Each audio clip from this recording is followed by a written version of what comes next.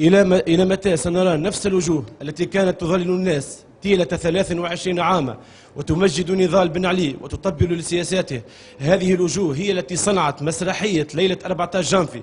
الشعب سيد الكريم مل من هذه الوجوه. الشعب يريد وجوه شديدة، وجوه ثورية. هذه الوجوه التي كانت تقول على شبابنا وهو يقتل أيام الثورة، كانت تقول عليهم ملثمون وإرهابيون، وكانت تقول عليهم هم ظلميون.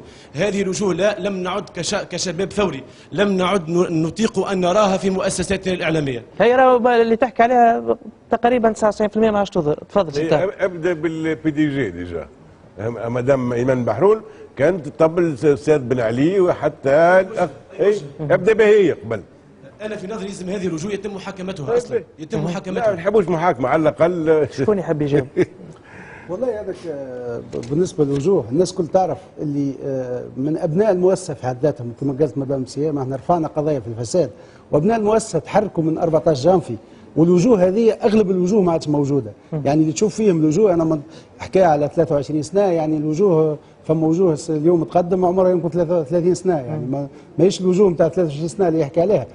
فما الوجوه اغلب الوجوه غادرت، يعني يمكن يحكي على وجوه في قنوات اخرى، في القناه الوطنيه. يعطيني ما سامحني مقدمي نشره الاخبار هم نفسهم اللي كانوا في عهد بن علي، كيفاش غادروا نفس مقدمي. شوف مقدمي نشره الاخبار نقولوا ونعاودوا، راه مقدم نشره الاخبار عنده تكست يقراه، عنده تكست وحكايه زميل حمادي.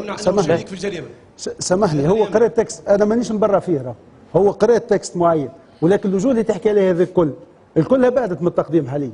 الوجوه اللي تحكي لها انا ما نشوفش في وجوه كانت هي مساهمه فعليه في الحكايه نتاع انها تعمل برامج سياسيه او تبندر النظام.